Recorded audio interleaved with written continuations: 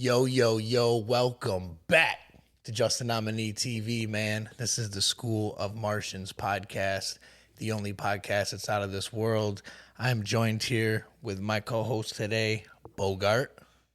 Yo, what's going on? Oh, what camera? What's going on? And we have a special guest in the building with us today who is a singer, songwriter, producer, I'll say. Just a talented guy all around. One of the biggest solo artists in the Finger Lakes right now. My boy, Rocco Sole.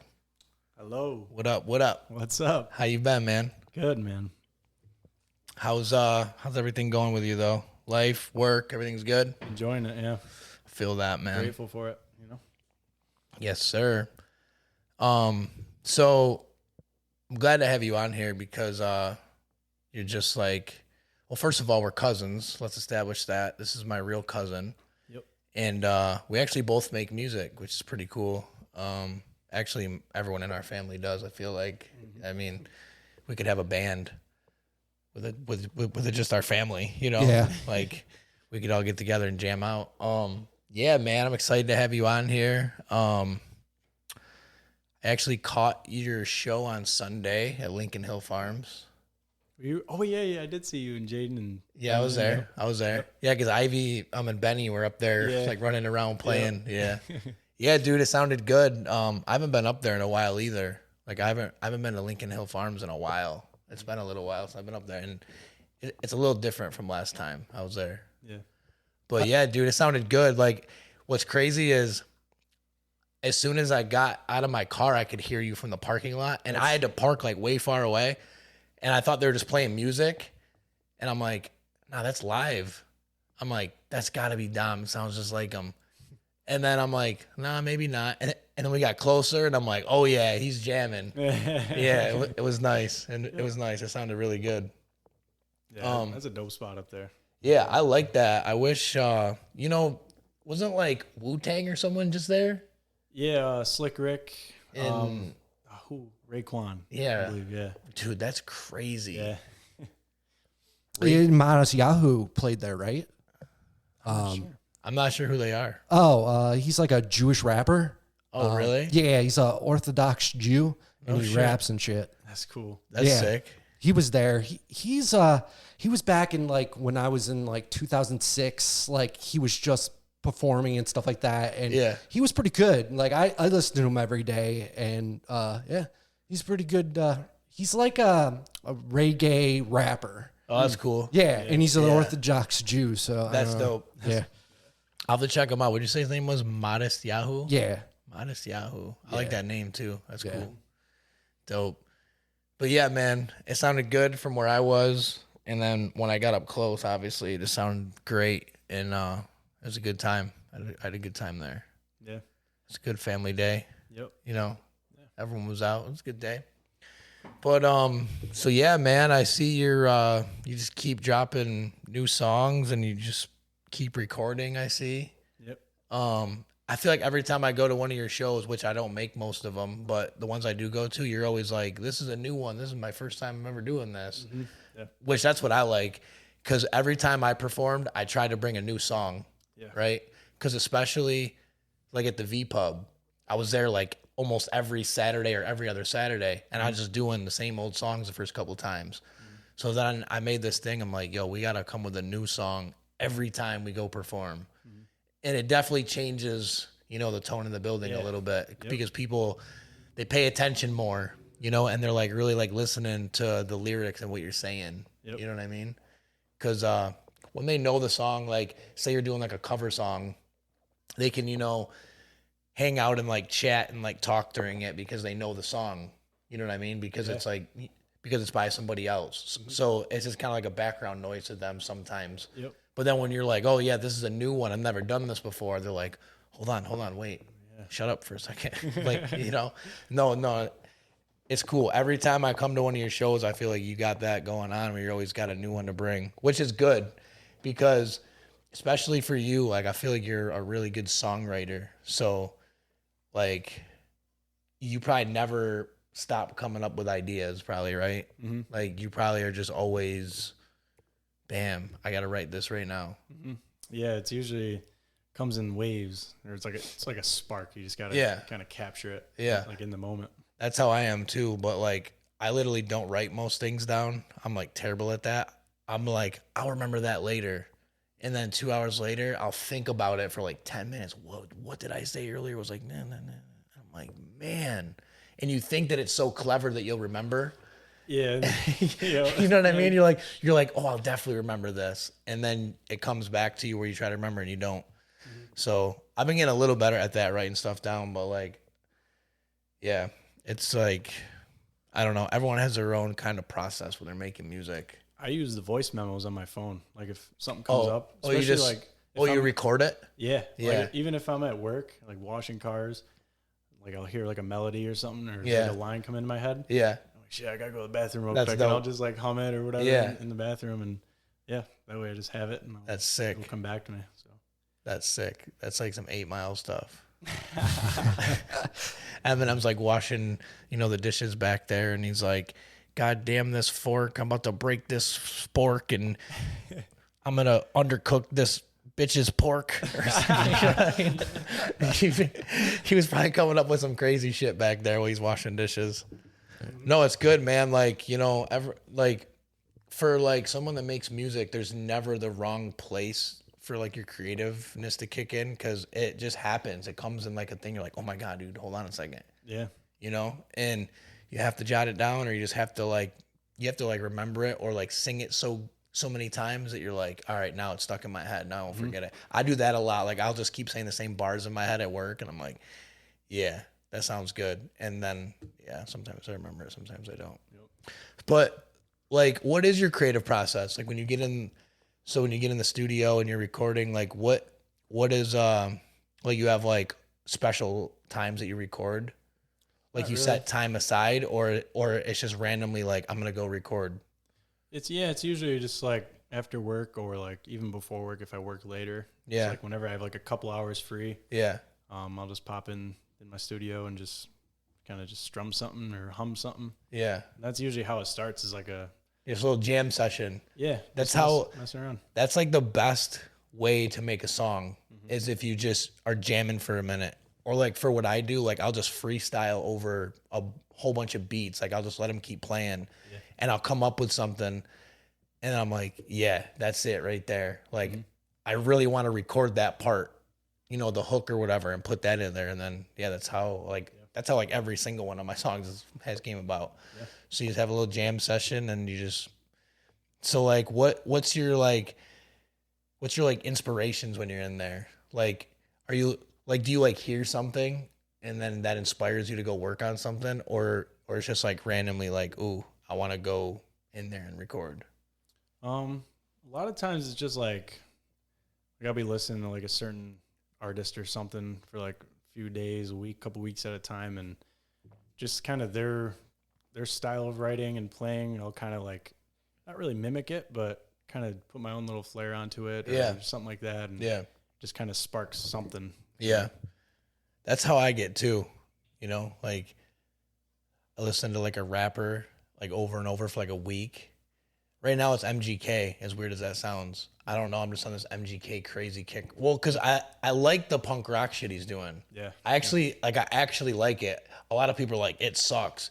When I listen to it, it reminds me of like when I was a kid and like all that music was big. Yeah. But like that music's not popular anymore. Like I don't even see punk rock bands come out with music or like have shows anywhere, that often. So it's like, it's cool that like MGK is kind of like, I don't know.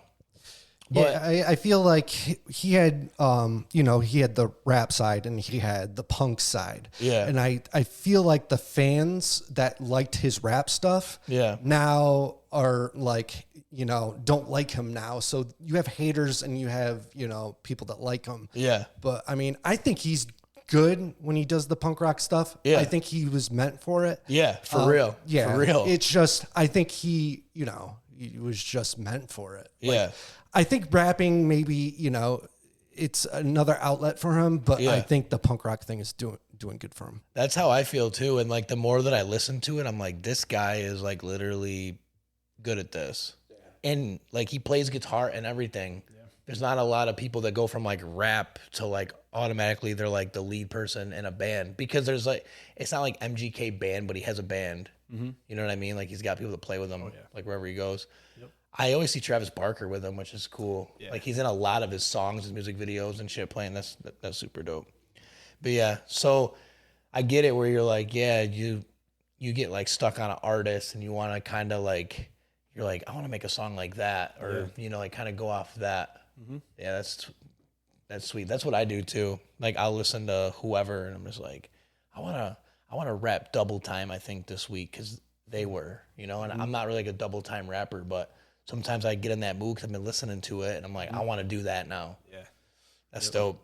And I mean, you're like a pretty talented person too. Like you could play a bunch of instruments, right? You could play drums too. I play drums, bass, mandolin, guitar, and I think that's it. The microphone. And sing, yeah. I mean, yeah, your voice is an instrument. I could play the microphone. I could play, Yep. No, that's, so I remember when you were like younger and you guys had a drum set and you were like banging on the drums and I'm like, dang, he's really good at the drums. And you were like a lot younger than me. And like, you know, the weirdest thing is, right, I grew up with a drum set in my house because my dad's a drummer. And I can't play the fucking drums. I literally grew up with a drum set in my house and I like suck at the drums. I feel like I'm good doing like my little like boom, boom, tap stuff. You know what I mean? Yeah. But then like I'll watch like my dad and them play and I'm like, what? Mm-hmm. Like how? You know? Like, so I remember watching you though drumming when you were younger and you were really good. And I was like, man, like that's really good. You know, like there's not many people that can get behind drums and actually, because it's a thing where you got both your feet are doing something, and both your hands are doing something, and it's hard to coordinate that in your brain a little bit, because it's always like the snare that I can't do. You know what I mean? Like I could do like the cymbals, you know what I mean? Like that foot's good, but then like the snare, like I feel like I can't. Or like sometimes I don't have enough power to like hit it sometimes, and it goes, but it doesn't actually hit, and you're like, what the fuck? Like, it's all just muscle memory at the end of the day. Yeah. So yeah, I always thought that was sick, like how good you could play the drums when you were younger. Just playing. So wait, you play what, mandolin? You said? Yeah. I don't think I know what mandolin is. So what is it? So it's like the size of like a ukulele. Oh, okay. It's 8 strings.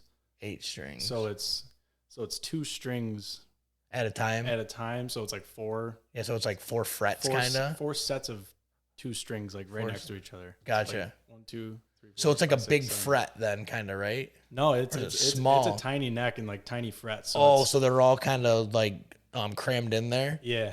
Dude, yep. Do you have that at home? Yeah. I want to see it tomorrow. Yeah, I'll show you. Yeah, that'd be sick if you jammed it tomorrow. And Wild Train Waltz, that has mandolin in it, like that little solo. That's a mandolin. Yeah, because you know what's funny? When I was listening to that, I was like, how did he do that? Mm-hmm. Or maybe there's a different part where I was like thinking maybe it was kind of like, it almost kind of sounded like a shaker almost. Maybe not. Maybe I'm thinking of something else. I don't know. I do have shakers. Yeah. In my new songs coming up on my album. Gotcha. That's cool. Yep. When is that new album coming out? Hopefully by, I projected it to be like by the end of the summer, but. So there's not like an official release date yet? Definitely by the end of the year, yeah. Nice. Because I'm in the process of looking to move, looking for an apartment and stuff with my girlfriend, but. That's cool. Yeah. Yeah, that'll be sweet, man. I'm excited. Now, is this going to be like available like on like iTunes, Spotify, everywhere. And YouTube everywhere? Nice. Yep. Everywhere. I see you got a couple on there. We were just listening to Clay Pigeons a couple minutes ago. Mm-hmm. That was a good one. Yep. All of them are good, to be honest. It's not like I don't like it. It's just like when you started making music in the beginning, you were rapping. Yeah. So it's funny that I used to listen to your rap songs, and now I'm listening to like your songs that you write and perform. You know what I mean? Yeah. And it's so cool. It's almost like the MGK thing. Yeah. You know what I mean? Like you were good at that, but then you were like really better at this one. So you kind of are are like in this lane now, which is cool. That's so weird how we just brought that up and that just tied in. That's wild. The world's weird. Yeah, but I was gonna ask like the process of your new album, like how like was it pretty crazy, like just making an album and like performing live, going to shows? Like how do you find time to like sit down and be like, hey, this is an album? So the idea of the album came around, I'd say like a year and a half ago. So I released my first album under my actual name, Dom Camiso. That was New Beginnings, and that was just kind of like my introduction. Like I put that album out before anyone even knew I could sing. Yeah. I could tell you the whole backstory of that album too, but yeah, I just put that out there just to kind of get it out in the world and say, hey, like this is what I'm passionate about. It's what I want to do. This is what I'm transforming into. Yep. That's and cool. Then the upcoming album, so it was like around like when my girlfriend and I like first started like hanging out. I was at her house and she paints and stuff. She's very artsy like me. And we were painting in her room, and I just did like a little 5x7, or no, it was like a 5x5. It was like a little square canvas. And I just painted like a little valley just out of the top of my head. And I was like, dang, that looks pretty good. And it was like the first painting I did since high school. Yeah. So I was like, that's cool. Didn't really think much of it, but obviously I kept the painting and everything. Yeah. And I was like, I had that album out, and I was like kind of trying to brainstorm ideas for the next album. I was like, I live in the valley. That painting came from my subconscious, like around, like it looks like the area that I live in. So I was like, and at that time I'd written like a handful of songs, just like after I put out the first album. I was like, shit, I'll put out this album called Valley Songs, and that'll be the cover of it. And it's just all songs that I wrote living in the valley. That's just cool. Talking about like nature and shit. That's cool. So it's called what? Valley Songs? Yep. That's sweet. Yep. Go check that out when it drops. Rocco Sole Valley Songs on the way. Yep. Now, did you have like a bunch of like tracks and you just narrowed it down to like what? How many tracks do you think on the new album? So it's pretty much all just a bunch of songs that I've written over the past like year and a half. And I pretty much included every single, because I mean, I don't write like a crazy man. Like I'll write maybe like one song every like couple weeks, maybe even like once a month if I'm not really at it. But like a lot of the songs I do write that I commit to, I end up liking enough to put on an album. Yeah. But yeah, so I think it's gonna be, I want to say 11 or 12 songs. And one of them is just going to be like an interlude, just like instrumental kind of thing. That's cool. It's like right in the middle of the album. So that'll be super sweet. Yeah. I like when people do that.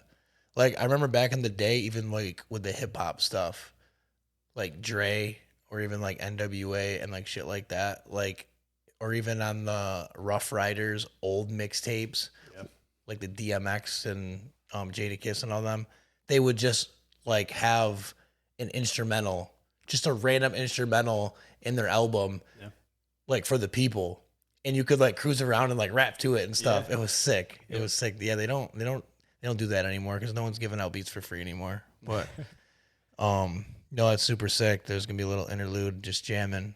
That'll be cool. Yeah, there's gonna be not a lot more production. Yeah. But I mean, I've been learning every day just like how to like mix music, produce it, and master it. Yeah. Little by little. But yeah, my first album was just me and the guitar, and then I would lay bass over it. Yeah.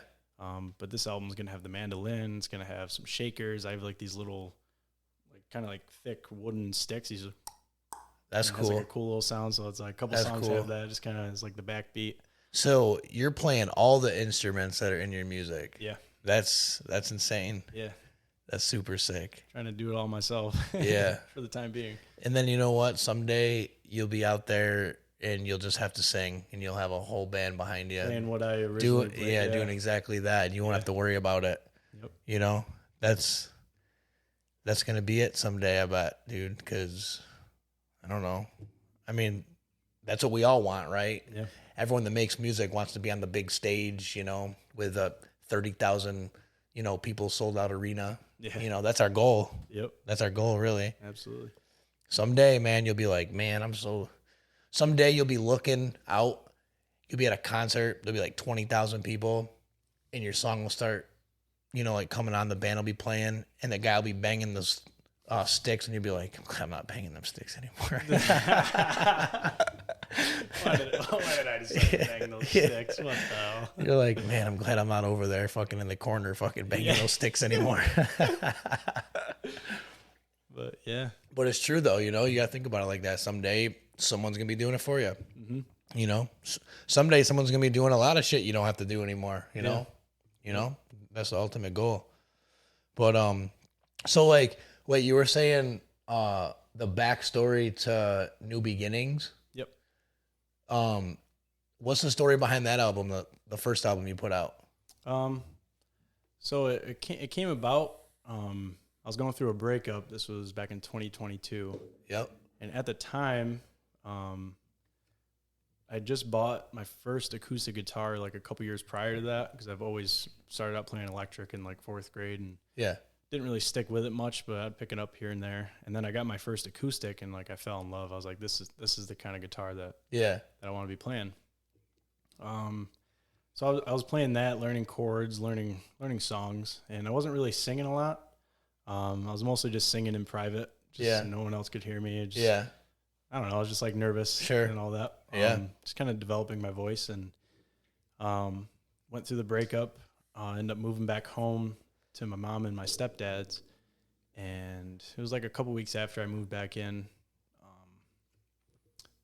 My mom and my stepdad went on vacation for a week, so I had the whole house to myself, and that's the best time to create. Yeah, when you're just alone, and you know you're gonna be alone. Yep. Because like sometimes, right, like you're like creating, and then you're like, oh, someone's home, and then it kind of screws your vibe up a little bit. And then if you're not comfortable, you know, with it enough to like, I don't know, you know, like keep the studio session going, then it kind of screws it up. Yeah. And you're like, oh man, I was so close. I'm definitely getting better with that. That whole like, who cares who hears me, whatever, blah blah blah. Yeah. But so what I did, they left.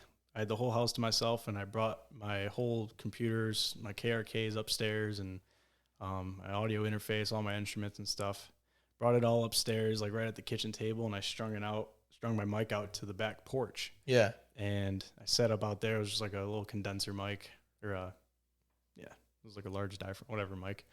And I set it out there outside, and I just recorded it from there. I had 2 songs written prior to moving back to my parents, and I ended up writing 8 songs, and it was like a 4-day period. Damn. Recorded it all, and I just tried not to overthink it. Yeah. It was like, this is what I want to do. Yeah. But yeah. And you're like, you know in your head, like, I have this amount of time to be alone and focus on this. Yeah. That helps too. Cause like when like, I'm not gonna lie, like when I started making music, like I didn't want anybody around. Cause like, you're not like embarrassed and you're not shy. It's just, you don't want someone to like hear that version of it yet. Yeah. Yeah. You want them to hear like the final part of it. Yep. Not because, let's be real, if you're an artist, you know exactly what I'm talking about right now.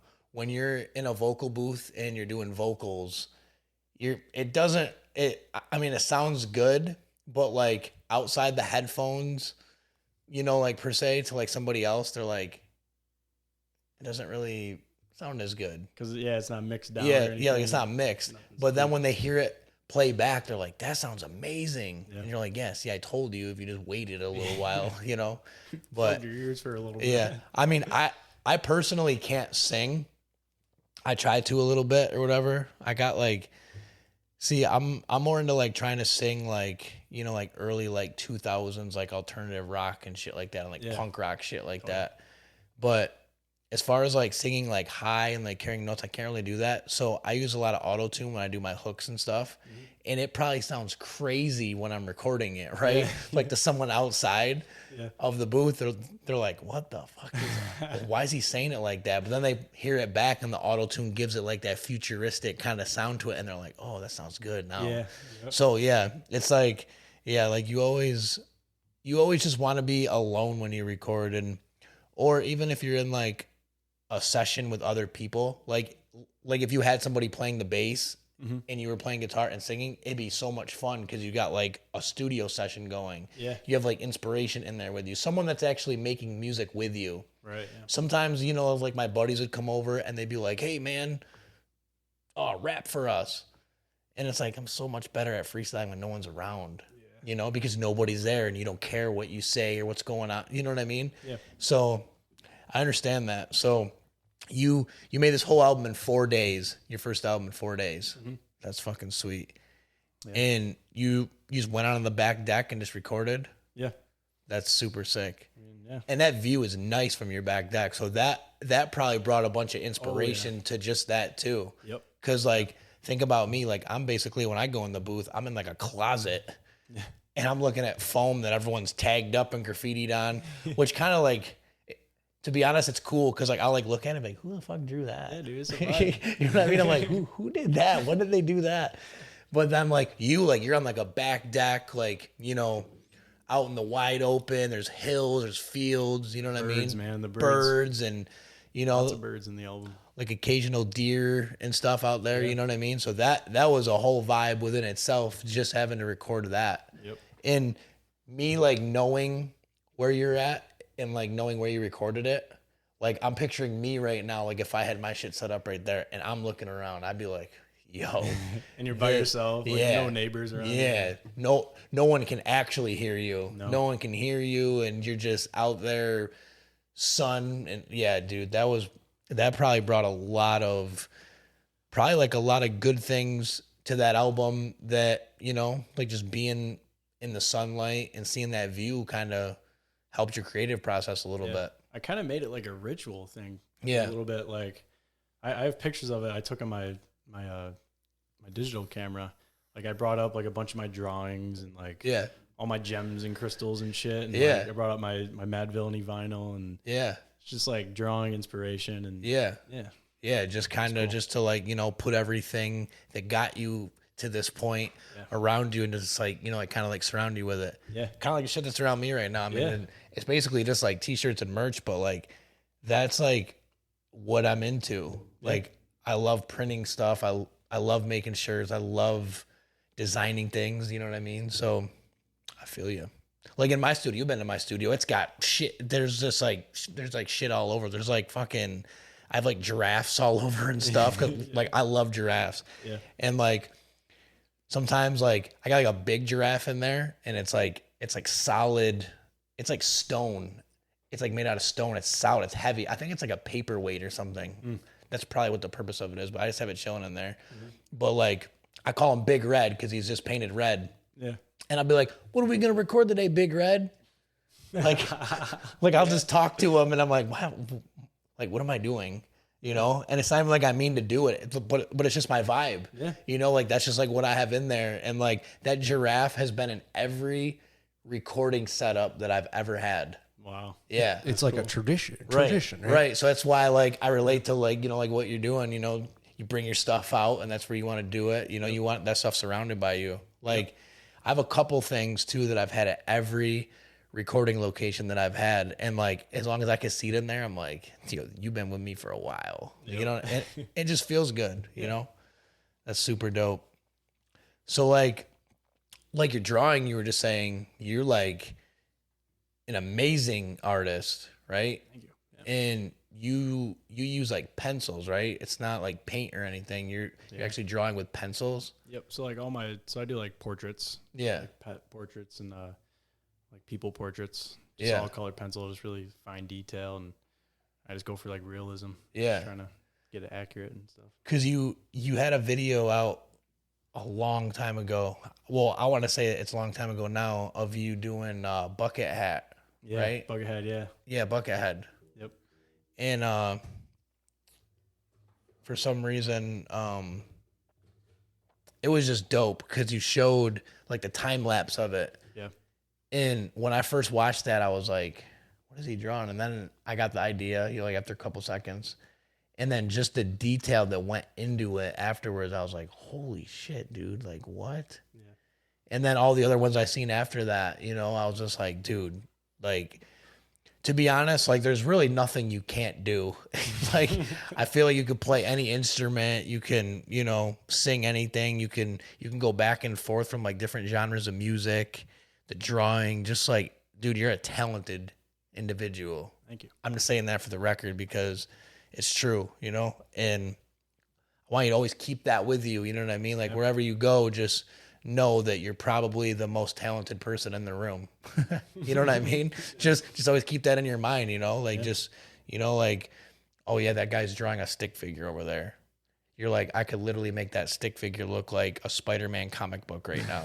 You know what I mean? So yeah, dude, you got it all the way around. Like you play video games too, right? You're sick at video games. Yep. What's your favorite game to play right now? I actually haven't played any video games in a couple months. Really? But I mean, the last thing I played was Halo Infinite with CeeLo and Tyler. Yeah. I love Halo ever since I was a kid, man. That's probably the game. Halo is, I think personally to me, Halo's the best video game ever. Yeah. Because of all of them and how they all they all changed. All right, so like at their times they came out, let's say, they all like changed the video game world in some way each game. Yeah. You know what I mean? It's still relevant today. Like the series hasn't died off or anything. See, it took me a while to get into Infinite because I wasn't used to all the like, you know how you can like jump up on stuff. Now you can put your hand down and jump on stuff. Yeah. You can sprint. Yeah. And you know, you can use like the grapple hook and stuff. Yep. I didn't like that at first because like I'm just like a Halo 3 guy. Yep. You know what I mean? Like you walk so slow, I feel like when you're playing Halo 3. And now you can like run up behind people, just knock them down. You're like, what? But I think they brought the sprint in like Halo Reach, right? Yeah. Was that like the first one you could sprint in? Yep. Halo Reach was sick, dude. Yeah. I played the campaign on that so many times. Like me and my boy Adam, we would just beat it on easy. Now we'll do it on normal. Now we'll get crushed on legendary, but we're still gonna try. You know what I mean? Yep. But yeah, dude, those are the sickest games I think of all time. Just because of like the custom games and like Forge, and there's just so much stuff, and like there's a lot more content to be watched on Halo than like anything else. I feel like maybe not Fortnite nowadays. Yeah, but like Halo was like the king of that. Like remember what's his name? Chris Puckett doing like the top 10 plays. It was like MLG. Like, dude, I used to wait for those to come out every week. Yeah. And like I see that it uploaded on the MLG channel, and I'd be like, yes, I'm gonna watch this. And he had like the perfect voice for that. Like he should actually be on Sports Center or like something like that doing that. Like for real. Because I always thought, I'm like, dude, this guy isn't like a real like sportscaster. Like this guy should be. He's got the voice, yeah, for sure. Yep. But yeah, man, Halo is king. I'm a Rocket League guy mostly nowadays. Yeah. There's just not like a video game that's like, I don't know, because like Rocket League, like I was saying with Halo, it's just kind of like there's so much other shit to do on there. You could play soccer, you could play basketball, you could play, there's just so many game types. Yeah. And like my kids love it. Yeah. So when they come to my house, that's what they want to do because they know that I'll play. Yeah. Any other game they play, I'm like, I'm not playing Fortnite.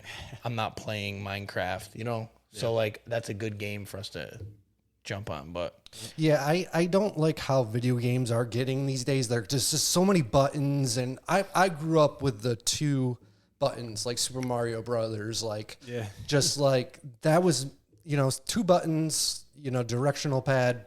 That was good. But, like, now these games are just like, you got to push this button, you got to push this button, and it's just. And like these kids that like are so good at it. Yeah, like, they're just getting better and better, dude.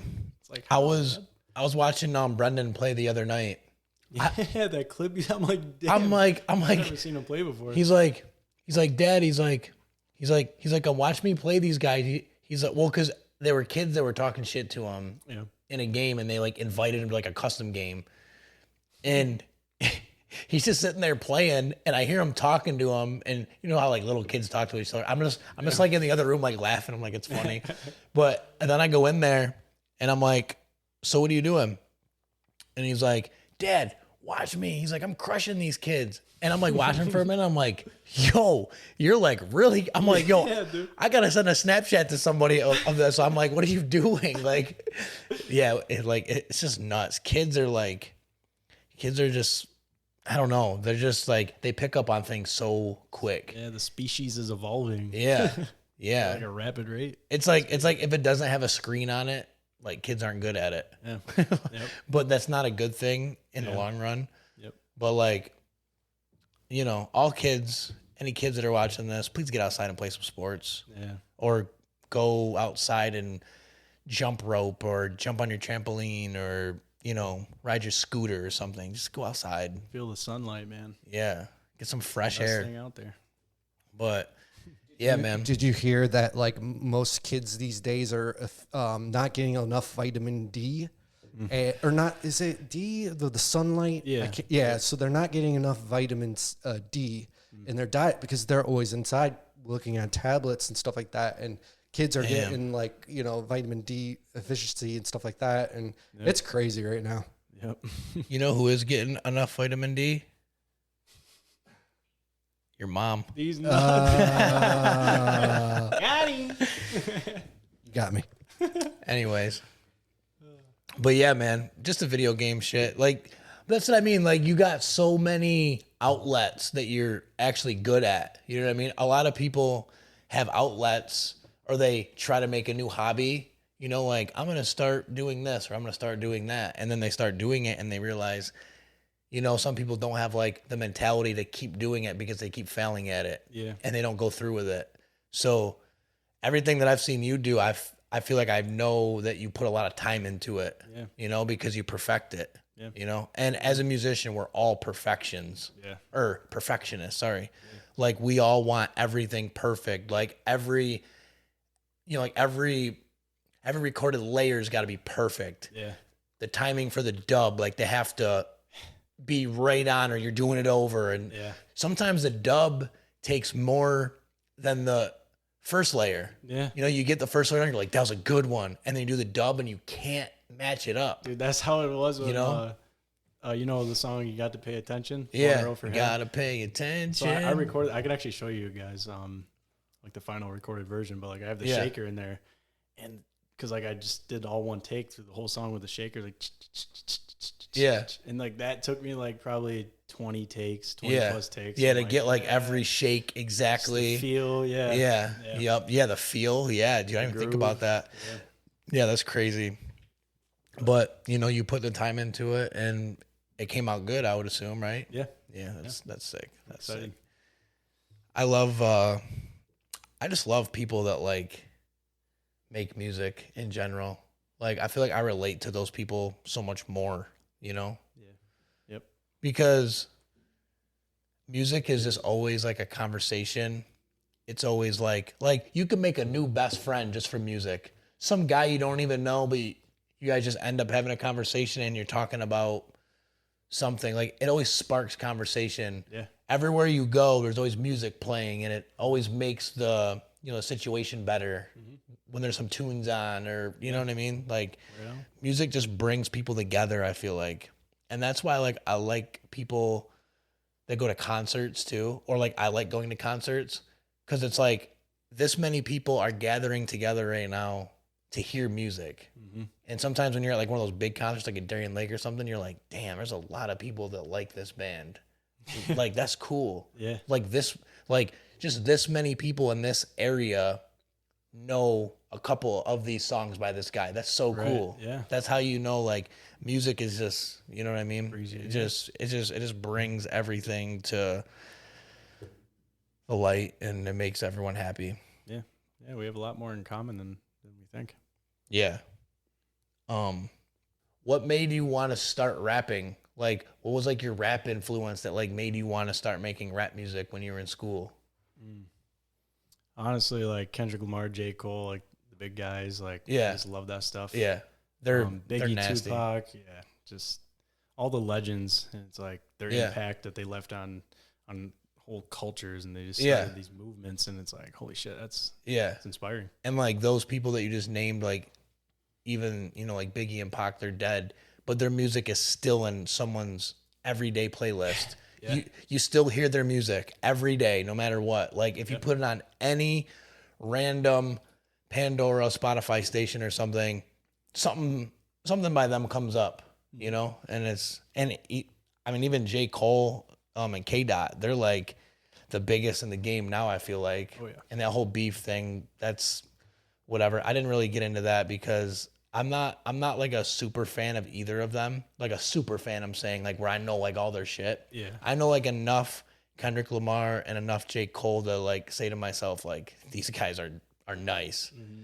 But I didn't really, I mean, like I listened to the songs they were sending back and forth to each other. After that last one that Kendrick did, I was just like, all right, dude, we get it. Like you guys are, well, it ended up going to Drake actually. Yeah. It transformed to like, you know, like Kendrick versus Drake. But, you know, so those guys were like your inspirations in like the rapping stuff.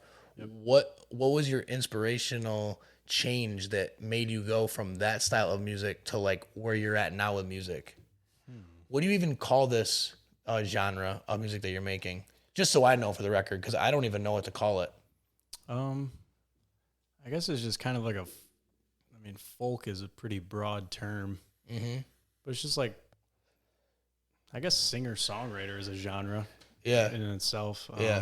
Indie. Yeah, it's just like indie, folky, acoustic. That's like kind of like how I describe it because like I always tell people, I'm like, yo, my cousin is performing so-and-so tonight. If you can go fucking check them out, do it. Mm-hmm. Like even the shows that I can't make, I'm like, yo, go check them out because I know these people are like out and about, like in Canandaigua or whatever, or like wherever. I'm like, yo, stop there, go see him at this time. And like, what kind of music does he do? And like, I'm always kind of stumped. I'm like, he sings. And they're like, sings what? And I'm like, his songs. Like, you know? And they're like, yeah, but what kind of music does he sing? I'm like, it's just like indie. Like, that's how like I describe it. But that's like from me, like not knowing, you know, like really like all the subgenres now. Cause there's so many. Yeah. Like there's so many genres that collide now. Like, I feel like country is like pop now. Mm-hmm. Like I feel like there's not really like a country category. It's like all like poppy. There is, but it's just not mainstream. Yeah, yeah. Like I listen to a lot of like modern country. There's still a lot of good country out there. Yeah. So like, who's a good country artist that you'd recommend? Vincent Neil Emerson. Vincent Neil Emerson. Yeah. He sounds like a cowboy. I haven't listened to him a lot. He sounds like he's from the country. Yeah. Coulter Wall. What about John Montgomery? John Montgomery. I don't even know. I don't even know a single song that I can name by him, but it just sounded cool to say. Yeah. Yeah. There's a lot of talent out there. So you gotta look for it. So like, what were like those kind of guys in this era of this change of music that kind of brought you to like, this is the kind of music that I want to make now? Like, what kind of like inspired you, or like who inspired you to like want to be this version of you now? I would say like one of the main guys is Tyler Childers. Tyler Childers. I actually know Tyler Childers. Yeah, I actually do know him. Back when I was with my ex still, and I was kind of singing alone in front of no one, like I was learning his songs. Yeah, and like I was like, damn, like, because I feel like him and I have kind of like the same vocal range a little bit. Yeah. So I feel like it was pretty comfortable singing his songs, and similar style of playing too. Yeah. But yeah, he's like my main inspiration. One of the first times that I saw you actually perform out loud, I feel like you did like 3 like Tyler Childers songs. Yeah. So that kind of makes sense now that I'm thinking about it. Like one of the first time, because I don't think, no, this wasn't at like a show. This was like, you know, like at one of the family get-togethers. Yeah. You had your speaker and stuff, and you were jamming, and you did like at least 3 Tyler Childers songs, I remember. Yep. Yeah. Yep. That makes a lot of sense now. Yep. I don't know why I didn't really piece that together, but he the man. So like him, is there like anybody else that kind of? I'd say Coulter Wall. He's like an actual cowboy. Like he lives out west. He I think he works on, or I don't know if he owns like a cattle ranch, but like just grazing cattle all day. Like doesn't really go on social media. Like he's the real deal. And just I should have made a list before I came here. Yeah. No, you're good. I just, I mean, I don't really have a list either. I'm just, kind of just going off of like freestyle. Yeah, just pure vibes, and like yeah, we're just trying to get people to get in touch with you, you know, like in tune with you, like what you like, you know? Yep. So, all right. So these guys inspired you to like change into this form of music. Was it just like, you just started to like get into that genre of music? Like you just had like, all of a sudden, like you grabbed a liking to this music. Yeah. And then you're like, ooh, maybe I'd be good at this. Yeah. I mean, I grew up, like my mom and dad were always listening to like country, like Yeah. 90s country, early 2000s, like Yeah. the good stuff. The good country. Yeah, the good Yeah. stuff. And like a lot of like classic rock, like the Eagles and Yeah. James Taylor, Jim Croce, like Yeah. mostly my dad put me onto like a lot of stuff as a kid. Dude, your dad always puts everyone on the music. I remember he gave me a Bob Marley's Greatest Hits CD. Did he? And I was maybe like 16 or 17. It's like when I first started, you know, to like smoke weed heavily. Mm-hmm. And then I just had this fucking Bob Marley album that my uncle gave me.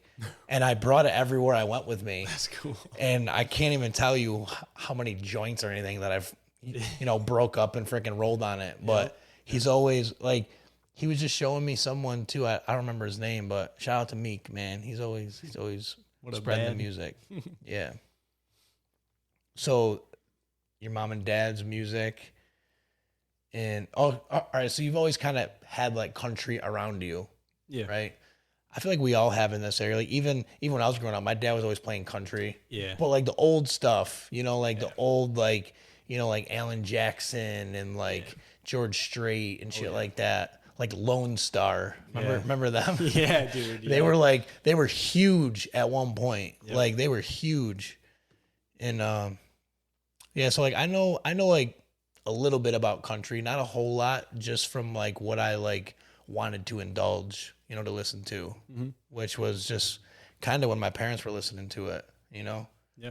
But so you just got so you have like a lot of music inspirations that go into like who you became as a musician, you know? I mean, we're going from like Biggie and Pac right now to like Tyler Childers, you know? That's a pretty vast, you know. Yeah. Who's like some of your favorite like bands though? Like if you're getting in your car and you're leaving here right now and you're like, I want to listen to not anybody that you just listened or listed, but like if you want to listen to like an album or something real quick, like what are like some other, you know, like people that fall kind of in between these like, you know, sub things that you listen to, you know what I mean? Like, cause I listen to a lot of shit. Like this guy's probably like, dude, this guy's like schizophrenic or something.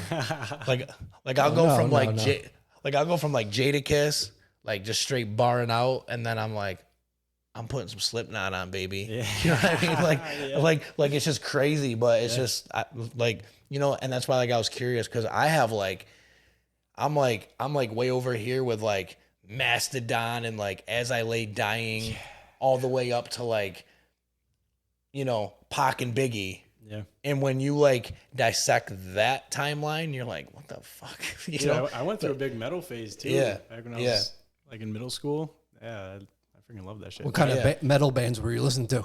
Oh my God. Bring Me the Horizon. Okay. Devil Wears Prada, As I Lay Dying. 94 Hours. A little bit of Slipknot. Yeah. I love 94 Hours. Oh. Yeah. Slipknot was like when I was like really young when they came out with their self-titled album. I really liked that album because no one had heard anything like that yet. You know, no one really heard like hardcore metal. Yeah. Like they had like a groove. Like it's just like it's different. What was wasn't their guitar player James Root? I don't know. Something like that. I just know their old drummer Joey Jordison. He was Joey Jordison. Sid was the DJ. Oh yeah. He's on the keyboards and he like had a little drum kit and stuff too, didn't he? I think so. He was like the DJ, but he had like little things that he'd tap on too, like a little bit or whatever. MIDI pad with the drumsticks. Yeah, it was sick. Like if you go back and watch like Slipknot concerts way back, like the early 2000s, like he had this cool setup and it was, I don't know, it was just sweet. But you know, like when Slipknot came out, it kind of like shocked the world a little bit. Like, and a lot of parents were like, "You're not listening to this." Yeah. But like, my dad was always like, "That is terrible," but I don't care if you listen to it, you know, because obviously, like, my dad heard Slipknot and he was like, I can't get into it. Yeah. But they were just like, they came out and shocked the world. But they sang though, like when, you know, like Corey Taylor sings his hooks and stuff where he's actually singing. Yep. Like, it's just it's crazy how they go from like to like a melodic. Yeah. Like it's just, it's insane. But yeah, like I was saying, like I have a vast thing too where like I'm way over here or I'm way over here and anything can fall in between. You know what I mean? I'll throw on some Backstreet Boys. You know what I mean? I'll throw on Lou Bega or like, you know what I mean? Just random things. But that's, you know, like we said, like in the beginning, that's the great thing about music is it's just a vibe. And there's a certain time for like certain vibes, you know, like I wouldn't play Slipknot if I was like, you know, going to a funeral or something, but like, you know, I see it as like probably about like 90% of music is like when you listen to it, it's the mood you're in. Yeah. It's not like, I mean, there's the 10% of like the lyrics and it's just the mood that music puts you in. Yeah. So, yep. Absolutely. I'm always in a good mood. Like I'm never really like in a bad mood. Well, I mean, we have our days and you know, like our moments, but like I get heated for a few minutes and then I'm right back. Cause like, what am I going to do? Right. You know, like I can't be mad all day. That'll just be the worst day ever. Yeah. You know, so eat you alive, man. But like I was saying, like I'm always in a pretty good mood. So like my music is always like I'm like attracted to like pop music just because I always feel like that. Like I'm always feel like poppy and I'm like moving around. I'm like, yeah, this is dope, you know? Yep. But there's also times where like, you know, those like certain songs when you're going through something, that's the thing about music. Like you ever like rewind a part of a song because it didn't hurt you enough. Yeah. Like, you know what I mean? Like, it's like that one part of the song when you're going through something and you just want to like, you wanted to hear that part because it made you feel good inside someone else can relate, but you're like, that didn't hurt hard enough. Back to a minute 36. You know what I mean? Like, I feel like I do that a lot when I'm in like that kind of move, like when I'm like going through, you know, with like a relationship or something like that. And those certain songs that just kind of make you really like appeal to that. Like I really like 3 Days Grace a lot. Oh yeah. And like a lot of their music, I just relate to the lyrics so much. And like, I'll just like hear like one of their songs and I'll just rewind it on Spotify and listen to it again. Yeah. I'm like that. I was like, this is exactly how I feel. And like, it feels good knowing that someone else has gone through something that you've gone through and you can relate to it. And they were that talented enough to put it out there like that. Yeah. You know what I mean? Make it like an enjoyable. Like it's crazy what music is, you know? It's just like it's healing. Yeah. Absolutely. Like any situation, like music's gotten me through every situation that I ever needed to get through. Yep. Almost. There's sometimes I couldn't listen to music, but we'll talk about that another time. But you know, yeah, like it's just like music is just like life. You know what's really weird? I met somebody one time, right? And I'm like, what do you listen to? They're like, I don't really listen to music. I was like, what? They're like, no. They're like, I really just don't listen to music. Like, I don't even think about listening to music. I'm like, a lot of people say that, but that they listen to music. It's like probably too embarrassed. It's like so you get in your car and you're driving and you're listening to your muffler, or you're like listening radio or something. Yeah, just talking. Or you're listening to like, you know, you drive over the center line. Yeah. You know what I mean? Oh, that sounded cool. Like, yeah. You're making a song with the line in the middle of the road. I do like music. Damn. No, but it's just like it's crazy to me when like someone said that to me and I was like, dude, you have to listen to music. They're like, no, I don't even have a favorite band or anything. Mm-hmm. I'm like, what kind of life is that? Should I even trust you? Yeah. Like, yeah. Like that's sus. Yeah. You know? I mean, even when you watch a Tide commercial on TV, there's a song playing behind it, or they got some jingle. Yep. Like, you know, it's like that guy's singing the Tide song wherever he goes. Or, you know, he's commercial music. He's like, man, what song can I think of right now? And he's like, call 271-8888. That'd be terrible. That'd be terrible. But no, man. But that's the power of music, though. Like, you know, the hooks and songs and stuff like that stay in your head. Yeah. And then that, like, the music just repeats in your head. It lives there rent free. Yeah. You know, and that's the power of music. Like, it's just, it puts you in a good mood, and like, you know, I don't know how to explain it. Like music is like magic, I think. Oh, absolutely. Like pure magic. Like there's a Grateful Dead song, Morning Dew. And if you listen to that, right? Like, you know, probably have a joint and listen to it. It's just magic. Yeah. It's pure magic. You got to listen to, I think it's like the Europe tour, Morning Dew.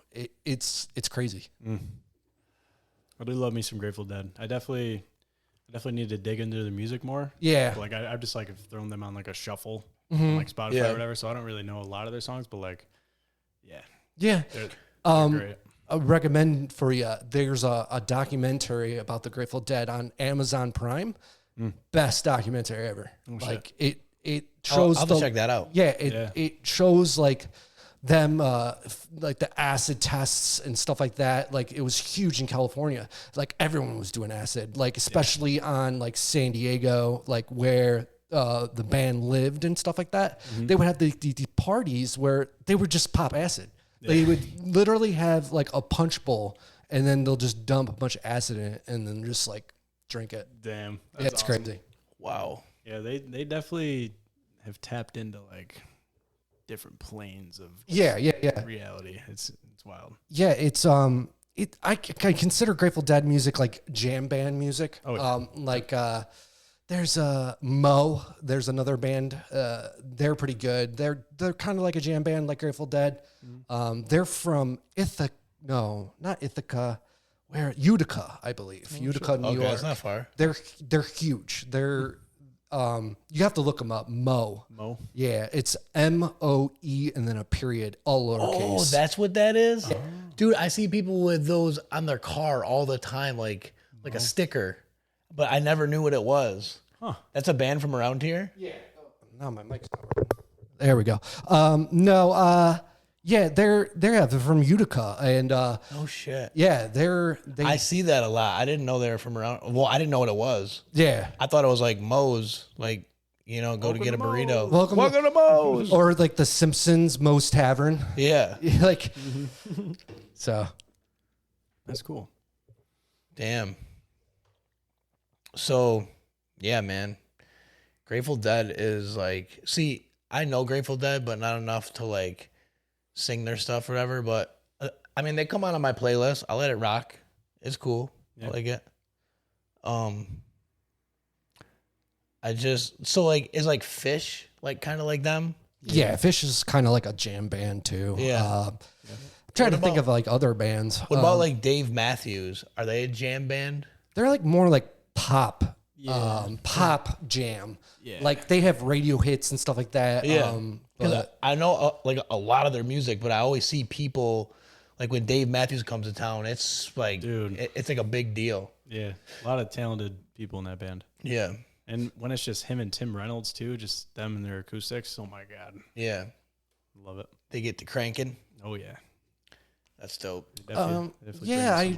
I was going to say, yeah, I don't know. I don't like Dave Matthews Band. I don't know, man. It's just everyone likes it. It's either you like it or you don't. Yeah. If you like, I'm a leader, and like all Dave Matthews bands, I think they're followers. Yeah. Like that, all they do is just go there so they can drink, and like they're followers. Yep. I'm more into like listening to music I like, and not being a follower, like these pop songs on the radio, like, you know, they're brainwashing and stuff like that. And I'm not into that. Like you just go there to drink and party. And and it's not listening to music. It's just like causing mayhem. So spending an absurd amount of money just to drink with your friends. Yeah, I mean, I could go home and you're just like a concert goer at that point. Yeah, I like could go just home going to drink. Yeah, I can go home and look up on YouTube a concert and drink for free at my house. Like you know, why do I don't know. If I do that, because I do that a lot actually, but like with artists that I like, you know, but it's got to be at Red Rocks. Yeah, I look up like somebody at Red Rocks and I love those. I love those concerts live. I saw Flatbush Zombies there. It was awesome. Oh, you actually went there, right? Yeah, Flatbush Zombies. There was Damn. a bunch of guys there. Nick Caution. You and Hunter went out there, right? Yeah, I remember that trip you guys took. Now, yeah, because I remember the pictures on Snap and stuff. Yeah, it was. Oh my god, it was amazing. That's super sick. So I got this little bird that told me something about you. They said that you know this guy who's like Kevin Costner's best friend. Yeah, one of his good buddies or something. I wouldn't say good buddies, but he is featured in his movie that just came out. Yeah. His name is H. Jack Williams. He heard me playing at Twisted Rail in Canandaigua back in, I believe, December 23. And yeah, since then he's loved my sound, and he's kind of trying to help me to get out there. You know, he has a lot of connections. So yeah, that's in the music industry. Connections are everything. Yeah, and even maybe like 10 years ago, the connections worked a lot better because now you can literally like DM these artists and they can see it. And if you're like, hey, you want to do a song? And once you know their feature price, it's, like it's reachable. You can really have a song with anybody nowadays. Yeah. But like inside connections like that, who know this person that did this to do that, that's like where stuff starts to change for you a little bit, So this guy, he has his own music and stuff. Yeah. So he's actually putting out a spoken word album. Because he doesn't. I think he used to sing, and then like slowly his voice has gotten lower and like raspy, and he kind of found this sweet spot with like just spoken word, just kind of speaking his life story over like an instrumental. Yeah. But yeah, I haven't talked to him in a while. I know he's been super busy and stuff, and Andy just had a pretty gnarly back surgery, but yeah. So he's from where? Actually, I'm not even sure where he's from originally. But he's in our area now, right? Like he lives out. Yeah, he was living in Cheshire, but I believe he moved. I know he has a place on Canandaigua Lake. Yeah. I believe it's like a seasonal place, but yeah. That's super dope, man. Yeah, because like someone was telling me that he was trying to get some of your songs into like movies and stuff like that, like films and stuff. So he wrote this song called Born Searchin', and he pitched it to this, I don't even know what it was for. He said it was like for like a commercial of some sort. I don't know where the song actually went. But he pitched it to these people, and they weren't feeling his voice on it. Yeah. And he's like, I can't sing the damn thing. He's like, I know a guy, Rocco Sole, and he contacted me about it, and he sent me the song, like a demo of it, and I love it. It was like a song that I would write. Yeah. I'm like, this is great, Jack. And I ended up going over to his house shortly, like a week or two after that, after I kind of got the song down pat, and we went and recorded it. I just laid down vocals. He already had like the instrumental there. Yeah. Also, he's got a recording studio, right? Yeah, it's really no different than just like a bedroom studio. Yeah. That's all you need at least at his house. I know. I think he has like his full studio at his lake house. Yeah. That's all you need nowadays. Oh yeah. For a studio, the game's changed. Yeah. You can make an album off your iPhone now. Street does. Does he? Hell yeah. Street's the iPhone master. You hear anything that comes out by Street, it was made on his iPhone. That's awesome. It's nuts, and you're listening to it like, what? That's cool. But yeah, anyway, so you were saying so like he pitched you the song. Yep. And you ended up going to record it? Yeah. I went to his house and I just tracked the vocals, and he sent it out to them, and a couple weeks later I got the final product back, and they like pitch corrected my voice, so it was like right on pitch all the time. Yeah. So it wasn't really wasn't really the sound that I like necessarily like, but like it was cool to like hear my voice on like a solidified like track, like like engineers have made. It was cool. Yeah. So did he pitch that song back to them like that? Yeah. Like so after I went to his house and recorded the vocals. Okay. I did the harmonies too. And yeah. Now I get what you're saying. So he pitched the song as him, didn't go well, so he had you do it, and whatever happened with that, do you know if they're like if they're using that song for anything or no? I'm not sure, because he put my mom and I in a group chat and just sent out like the wave file, like texted it to me and my mom. Yeah. And I actually ended up deleting the conversation, just getting like I got rid of the group chat because they just kept texting in it. Yeah. Like, I'll just leave it.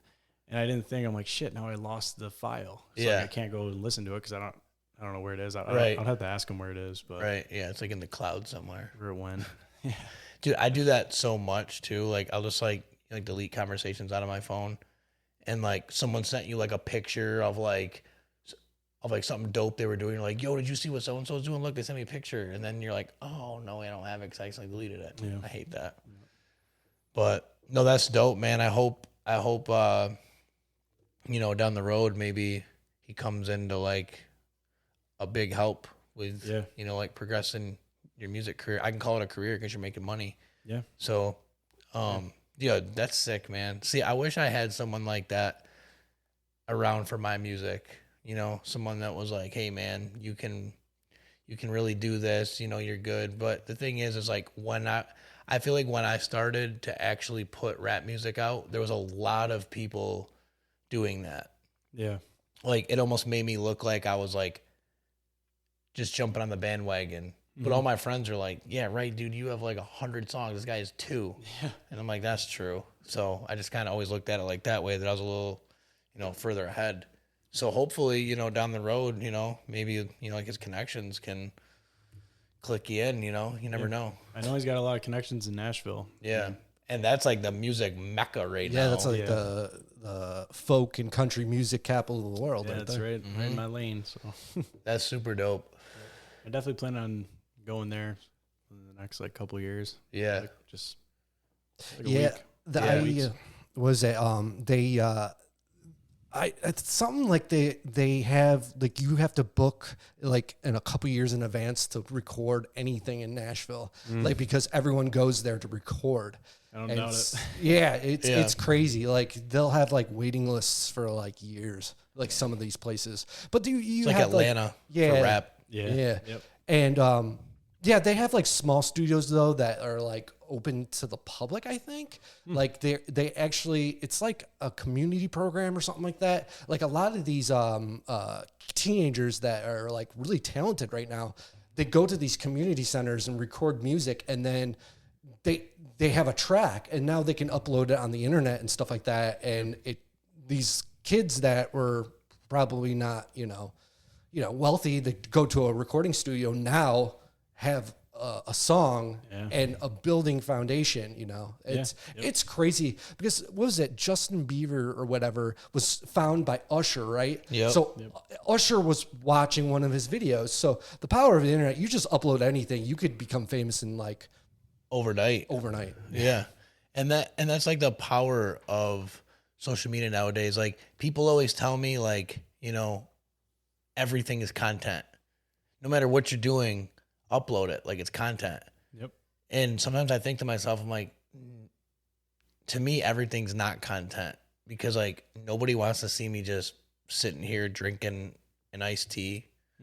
Like, but maybe there may be like 2 or 3 people that are like, I'll watch this guy sit here and talk on this Facebook Live for a little while, and then some people are like, oh, he's not doing anything that I want to see, So, but yeah, like the power of just like getting discovered on the internet nowadays is just bam, one TikTok video, bam, one Instagram reel, it's just insane how, like I always say, if I had those tools back in like 2010,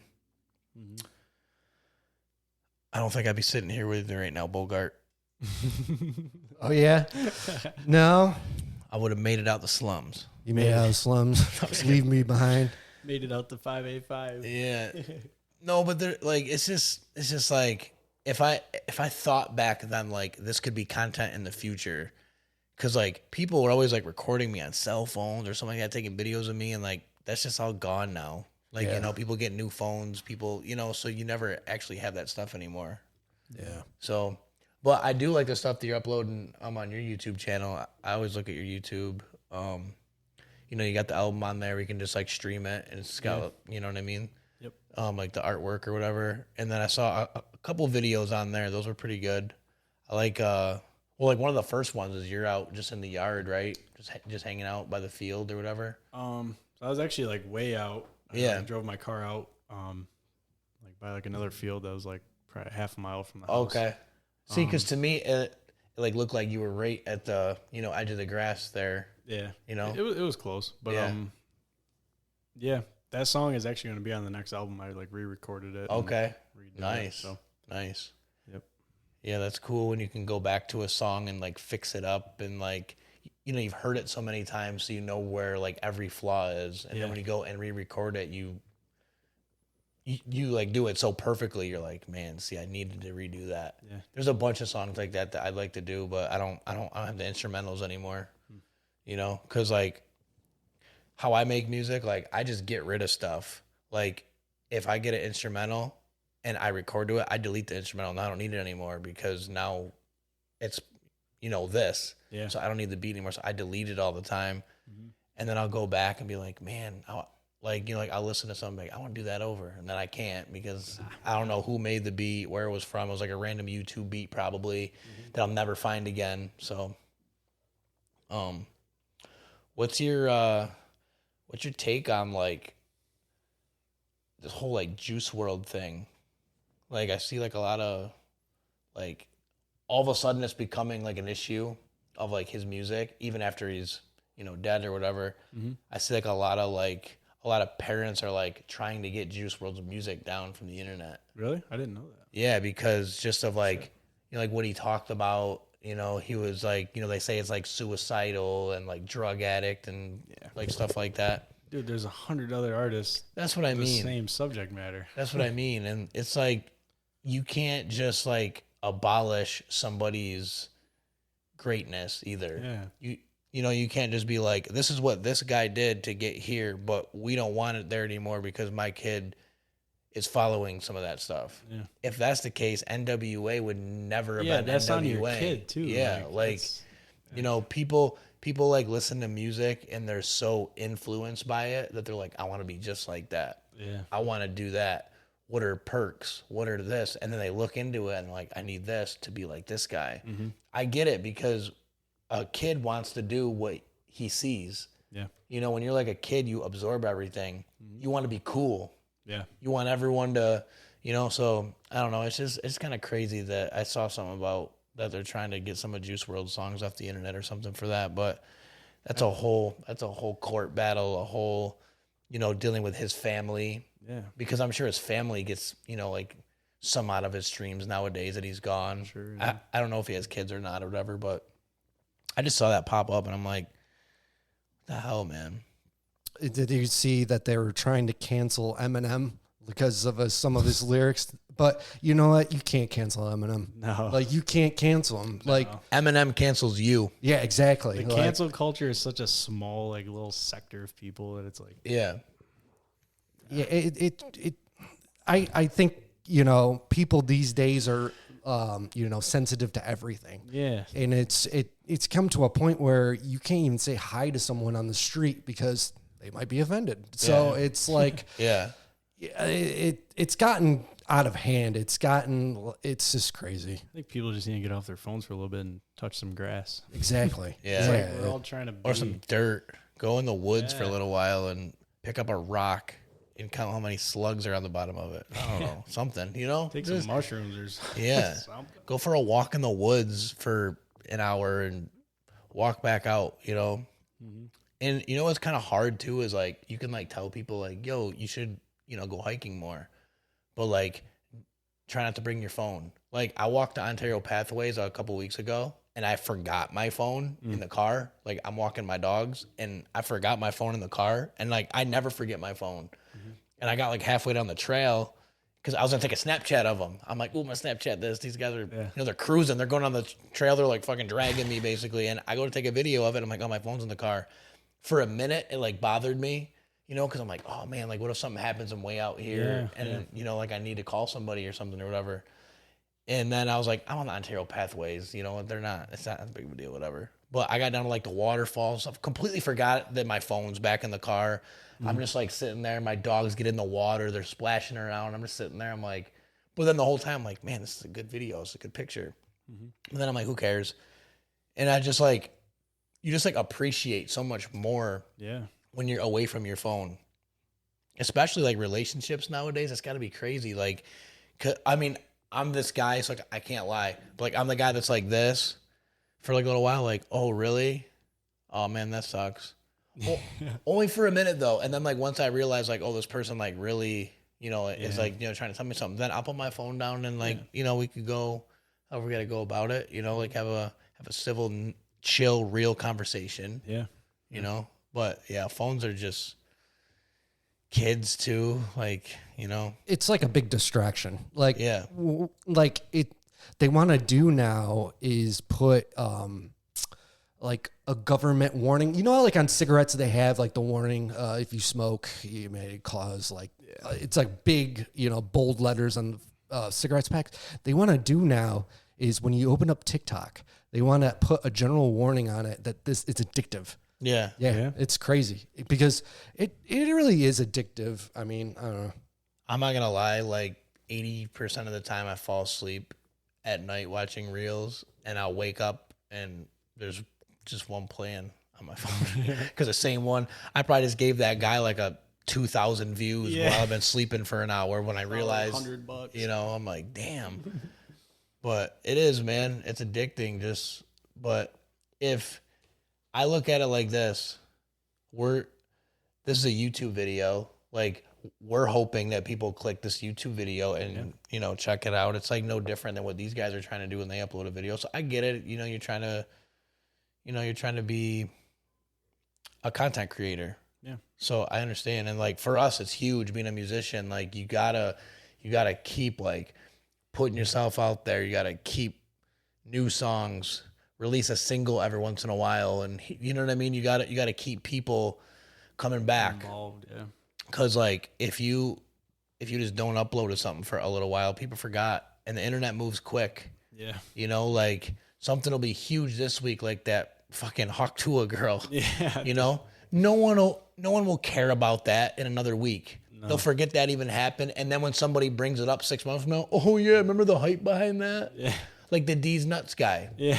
That was the only thing you heard for months. And now you don't ever hear it. Yeah. You know, like it's like you don't see that clip anymore anyways. Mm-hmm. You know, you see the guy all the time, like he's with like celebrities and stuff, and they're like, they give him like a couple bucks to hold. It's so dumb. Like they, you know, they're like making him look corny, like kind of, but it's like the internet just moves too quick that, especially nowadays, just keeping up with like, you know, content of your own is good. And, you know, like we're always putting out reels for these things and whatever, and it helps. Like, it definitely helps, you know, putting the link in there, send them to where it is, you know.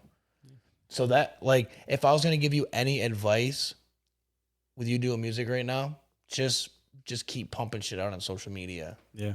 That's the only way nowadays to, like, actually get in touch with people that aren't around you all the time. Mm-hmm. You know, like, you can reach states and, like, you know, the other side of the country or, you know, like different countries with it. So, I mean, and it's free. Yeah. Until they start charging me to open up a Facebook app or open up Snapchat or open up Instagram. Count me out. But they wouldn't, because they know that they're losing so much screen time and people on the app. So that's why I don't think they'll ever charge. But I hope they do, because I feel like it'll get people off their phones. That would be me. Yeah. Like, I wouldn't even care about my phone. The only reason why I care about my phone is because I make a little money on the internet. Yeah. You know what I mean? Like, and I got to see what's going on here. I got to see what my analytics are for the week or for the day or for the month, you know? And, you know, so Yeah, just keep doing what you're doing, man. Just, just like keep pumping singles out, albums and stuff, videos. It's huge in this day. Yeah. Like for artists, and it's free. Like I keep saying, it's free. Like I remember back in the day, I'd have to pay somebody like $20 to like let me put my CDs in their store or something like that. Yeah. Like, so anything free that you can utilize to, go to the next level, can't beat it. No. And then eventually you get such a good following, you'll start getting paid off of that social media page from the interactions and stuff, Yeah. Well, we actually just got monetized on Facebook. Really? Yep. Cool. So nice. We're starting to we're going to start a whole new kind of like strategy with that, putting stuff out on Facebook and whatever. Cause we got all the, so like the Facebook, the way that works is like, you have to do so many other like challenges and like get this many views on a reel or get this many likes on a status. And I was just kind of like putting clickbait on there to get through all this stuff. So I didn't have to worry about it. Yeah. And we got through it all. And, like I told Bogart, I'm like, dude, we're monetized now. I'm like, we got to start a whole new strategy for that social media. Like we have one for this right here, for YouTube. And now it's, so just keep pumping stuff out. That's the main thing. Yep. Yeah, like we said before, it only takes one video to get someone's attention, and then it just, it's golden from there. Yeah. But no, I just stay away from drugs too. Yeah. A lot of people. Drugs are bad, okay? I mean, yeah, no, a lot of these people that are like performers and stuff like that, like they'll be excellent performers, excellent musicians, but then right when it gets good and drugs come up somehow. Yeah. And it's sad, but it's then they're like performing freaking sloshed. Yeah, it's like a disservice to the people that what I think that like drug use comes from with a musician or a celebrity in general is just having to deal with the public now. Yeah. Because you literally go everywhere and there's just people taking pictures of you. Mm-hmm. They want a picture with you. They're just like bombarding you everywhere you go. And like, you don't want to be all like, like paranoid to go anywhere. So they take these drugs and it makes them a little more calm and smooth wherever they go. And I think that's where like a lot of that comes from is like the fame. The fame really makes these people get hooked on drugs because it's a whole different lifestyle. Like that's what you want all along. And then when you get in that position, you're not just small town guy anymore where you can walk in the gas station, grab a Gatorade, grab a Snickers, pay for, 60 on pump 3 and just dip out. Yeah. You walk in that gas station, everybody's like, oh my God, that's so-and-so, dude. No. And now you're at the gas station for 20 minutes, talking to people and they're surrounding you, pumping your gas. That's where I think a lot of the drug use comes from in the Hollywood world. Yeah. It's like in the Hollywood world, I think too, is like someone like a friend knows a friend that, does drugs and then they hang out with you and it spirals out, it's always that one friend that you don't even know that is like, like snorting heroin or something like it all depends on like, like who you hang out with, if I was a musician and I had the talent you had, I wouldn't even I would perform, but I wouldn't do like the after parties. I would just go straight home because it's just, you got people drinking, you got people like, doing drugs and stuff like that. And it just spirals out of control. You see that with, who was that one chick? Amy Winehouse, she was awesome. She was a really good musician. One of the best artists in the world at that time. Yeah. And it's just, if you look at a before and after picture of her, it's drugs are crazy. Whitney Houston. Yeah. Yep. Michael Jackson. Yeah. I mean, I don't know if that was like drug related, but just look at what he went through with his fame and like the shit people were saying about him. And then, like it's just like all these people that were so blessed with this talent, all of a sudden, like now, like do like Chester Bennington. Yeah. Yeah. Like, I don't know if he had like drug use or drug abuse problem, I should say. I don't know if he had that, but like he committed suicide. Yeah. And like maybe we don't know. Maybe there was more to that story where he was on drugs and he was thinking this way and thinking, and that can also happen. Yeah. You know, like people are like, I don't want this life anymore. You know, like what's that song that you do there? See, I suck. It was a song that was on the radio for a while. That guy that just came out of nowhere, north of Richmond. North of Richmond. Richmond, north of Richmond. Like, Oliver Tree. Oliver Anthony. Oh, is that? Yeah. Oh, I thought it was Oliver Tree. No. wait. Who's Oliver Tree though? That's a guy. I don't know who. I thought his name was Oliver Tree. No, Oliver Anthony. Oliver Tree is an artist though. Oh, is he? Yeah, he's a musician. I don't really know much about him, but I've heard that name before, but see, I wouldn't know. I didn't even know. But like, that guy kind of has a song like about that, right? Richmond. It's mostly about like the corruption in the government, yeah, and society, and but it's almost like at a higher level where like this is what these people do to us, but I'm not gonna take it. Yeah, you know, type thing. Like I don't care about them. I'm still gonna live my best life, my small life, you know, and like a lot of these celebrities go back to wanting to live that small life after they're, you know, they've had everything, they've bought everything. Yeah. There's nothing more they could spend money on. It's like now they're just donating money because they don't know what to do with it. And then you get to like that point where you're like, all right, I guess my life is like complete. Like I've done everything I want. I've been everywhere I wanted to go. I've bought every car that I ever dreamed of. I live in a huge mansion, you know, like what else did I envision this to be, except now I just can't go anywhere because I just get bombarded by people, or no matter what I say is a document on the internet. Yeah. Like, you know, like your like opinion matters to the whole world. Like, oh, so and so was talking about the Trump debate the other night. Who gives a fuck? Like, you know, and it just gets. That's how I feel. You know, like drugs ruin that whole. You know, and we're all just trying to make it. At the end of the day, we're all trying to make it, and then we don't think about once we make it, what, you know, you see so many of these people just die or just go, you know, broke or just homeless or just straight addicted to drugs with all their money, you know? Yep. Dude, like Bam Margera. Yeah. He was on top of the planet, dude. Yeah. Back in the early 2000s, you couldn't turn on the TV without seeing Bam Margera. Yeah, like MTV for the longest time used to play like reruns of Viva La Bam. Like he was making millions because he was getting like the royalties from every rerun that was playing, and they played it. I think I watched it one time when I was a kid. I watched it on like literally I spent like a Saturday, the whole day Saturday, just watching the Bam. Just like Viva La Bam. And, you know, it was like mind warping, you know, because it was the badass, like, dude that skateboards. And it's like everyone wanted to be him. Yeah. So it was just, you know. You got an Element shirt on right now. I see that. That's dope. Yep. Oh, yeah. I bleached it, though. It was black.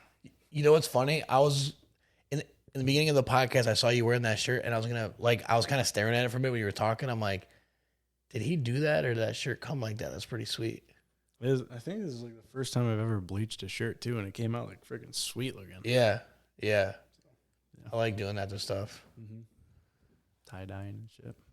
But yeah, man, like I said, just keep crushing the social media shit, because that's where you'll find people that really support you too. I mean, also people that come into your shows, those are people that actually support you too. They just drove to your show to, you know, and, you know, to support you. But also, like, the internet, you're just going to reach different, you know, parts of places, and it'll help out.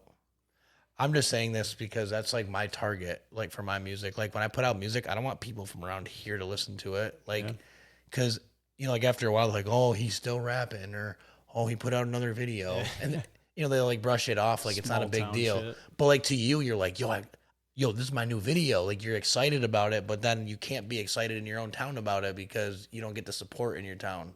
You know, like everyone says, you make it when you leave your town. You know, like as soon as you leave your town and you continue whatever fucking path you're on, you just end up doing better because you're not around haters or, you know, people that are like, oh yeah, he's good, but he's not that good. Or, you know, like, or you get the, oh yeah, he's sick, but then behind closed doors, he sucks. Yeah. You know? So it's like, you know, on the internet, you don't really get that because you either get you suck or you're good. Mm-hmm.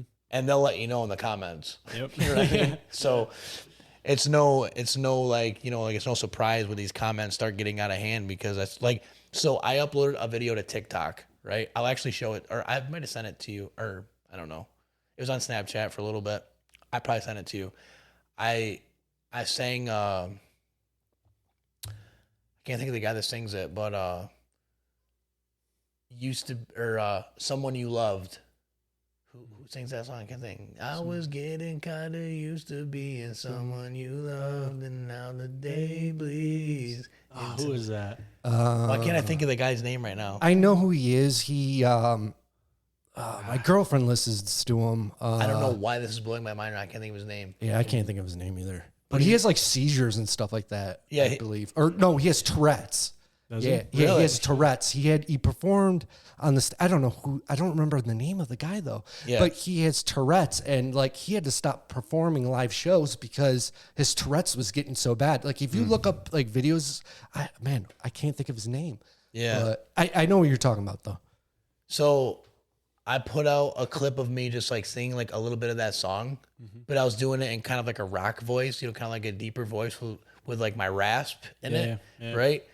And I swear to God, I've never deleted a video off my social media ever in my life. Not on Facebook, nothing.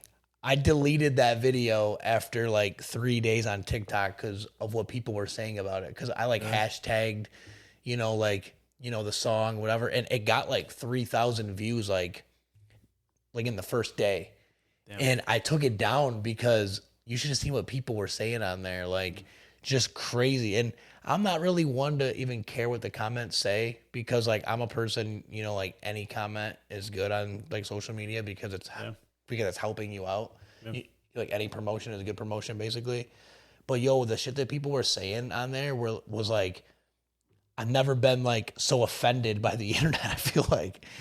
And like, Jesus. I was like, damn, I didn't think it was that bad.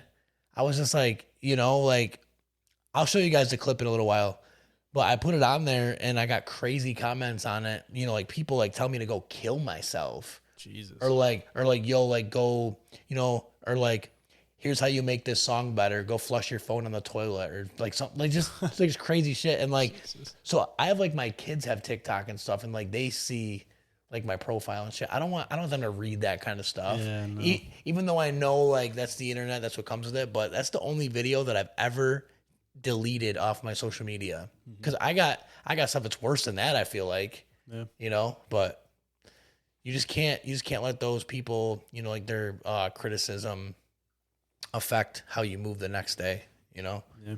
It's just some sad dude in a room, like depressed about himself, just making comments to make him feel better. That's all it is. Louis Capaldi. Yeah, that's his name. Yep. I don't know why that just popped in my head. Sorry if I cut you off, but I just had to say that, dude. It's Louis Capaldi. That's his name. But yeah, it's just, you know, you just gotta ignore the shit that comes and goes because that's literally what it does. It comes and goes. Yep. They'll come talk shit and then you don't reply or you do and they'll go away. Oh, he didn't answer. Oh, I said all that and he didn't even say anything back. Because they want to rise at it because they're not doing anything. Yeah. They're sitting home on their phone like, hey, well, look at this guy while they're eating a bag of Cheetos. Yeah. Like, okay, fatso, you get off the fucking Cheeto bag and you sing the song. Let's hear you. Yep. This is dumb. I don't even mean to talk like that, but you know what I mean? It's just like people or whatever. But so I think we're going to have you perform a couple songs, right? Sweet. Nice. So Let's do it. It was awesome hanging out with you, man. Yes, I'd like to have you. So like what we're trying to do too is like, we're going to do like a recap with everyone that comes on like in a few months. Yeah. You know, just to see like, you know, we're here right now. You just kind of explain what you've been doing now. And like in a few months, we'll have you back for like a recap episode. Yeah. And we'll just have you on here for, you know, maybe like a shorter time. We'll just catch up with you. Yeah. you know. So the album out and we'll touch up on your new album when it comes out and stuff like that. That'd be sick. Yep. So this isn't the last time you'll see Rocco Sole on here. You know, we're gonna have him back. So don't think he's just gonna be here and not be here, because he's gonna be one of our favorites on here for sure. Yeah, because we're family, and I'm trying to find local artists that want to come on and just talk. You know, because I wish I had a platform like this when I was, like coming up and trying to, make things happen. So that's what we're trying to do. We're trying to just get artists another platform to promote to somebody, So if you're an artist and you're watching this, hit me up. We'll get you on the show, talk about it. But no, man, just keep doing what you're doing, man, because you're doing a great job. Every show that I've gone to, I'm like, I can tell it's better every time I go. Like you sound a little better, or, I hear a song that I haven't heard before and I'm like, nice, new shit. I love that. It's mostly just like the nerves. Like each time I perform, the nerves get a little bit less. Yep. Less and less. Yep. That's I'm more free and comfortable. Yep. And you get more like crowd friendly with people. Yeah. You get a little more comfortable talking to the crowd or with the crowd. Cause that was always my thing. Like, what do I do before my next song starts? Yeah. Because for me, like, it's actually just playing my songs, like I'm not playing a song and there's like that awkward kind of like 3 to 4 seconds before the next beat plays. You're like, what do I do right now? Like, hey guys, like, you guys will like this one. Here I go. So like that's a big thing. Like it took me a while to be able to, get like, involved with a crowd and entertain the crowd. Cause that's a whole different aspect of performing that nobody talks about. Mm-hmm. You're like, oh yeah, I got a show tonight. And when you say that, you're like, no, I literally have a show tonight. Like I literally have to talk. I have to introduce myself. I have to, engage with the crowd. Like it's a whole different thing performing than it is doing it from the studio to the stage. It's two completely different worlds. So, and you're doing it great, man. So just keep it up. Thank you. And I'll try to make it to more shows as I go. Bogart's gonna have to catch one of your shows here soon too. I know. We'll have to come out and check one out. Sweet. But yeah, dude, thanks for coming on. I had a great time. Yes, thanks for having me. We're gonna listen to a few of his songs right now. He's gonna perform live. Before we do that, subscribe, like, comment on this video. We'll go back to what Rocco was saying, like the stuff that influenced him. What's some of your favorite bands? Comment your favorite band in the comments below. We want to know your favorite band of all time. Even though that might be hard for some people, comment a couple. We want to know what you like. So, yeah, we're signing off. You guys know the slogan. Some way, somehow, someday. Peace. Peace. In a land far away, not too far from here, was a man who told me stories so sincere. And in my early days, I never forget just one simple phrase he said. And he'd say it all the time when we were young and wild, sitting on the front porch, cracking a smile. And I still remember like it was yesterday, those 5 words that he'd say.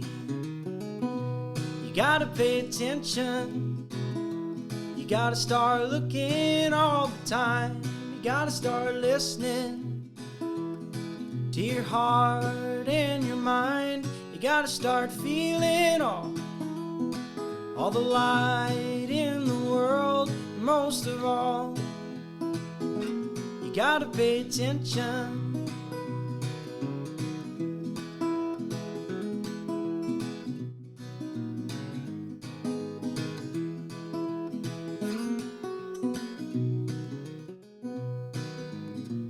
Now that I'm older and the time has passed me by, I still hear those little words deep down inside. And when I fall flat on my head, I just remember the words my grandpa said. You gotta pay attention, you gotta start looking all the time, you gotta start listening to to your heart and your mind. You gotta start feeling all the light in the world. And most of all, you gotta pay attention. And most of all, you gotta pay attention.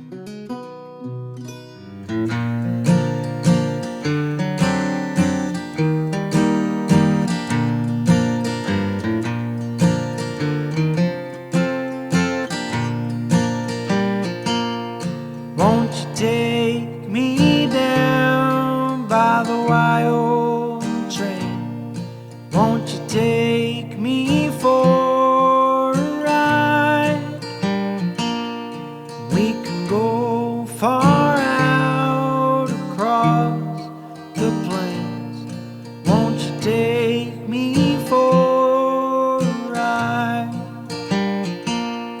I'm going where the sun never sets and the night is long as day. You can meet me down by the riverbed. We can go far away. Won't you take me down by the wild train? Won't you take me for a ride? We can go far out across the plains. Won't you take me for a ride?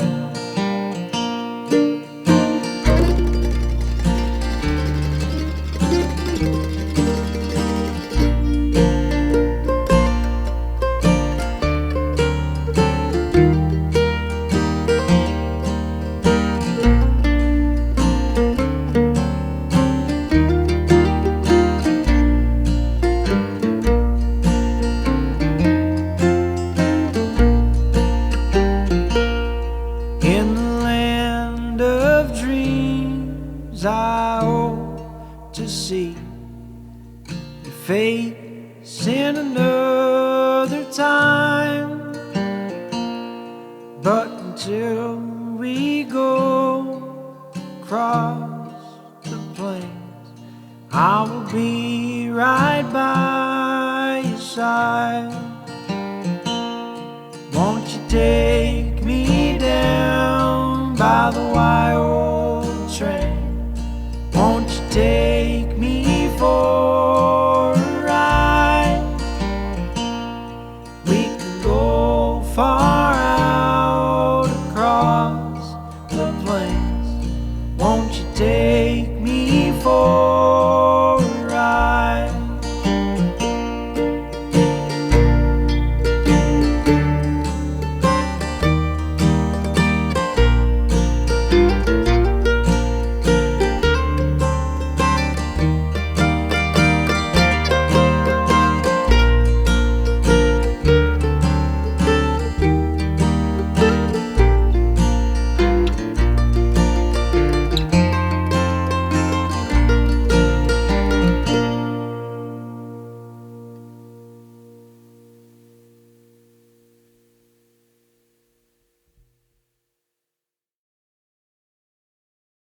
This has been a Beer Pirate Radio production.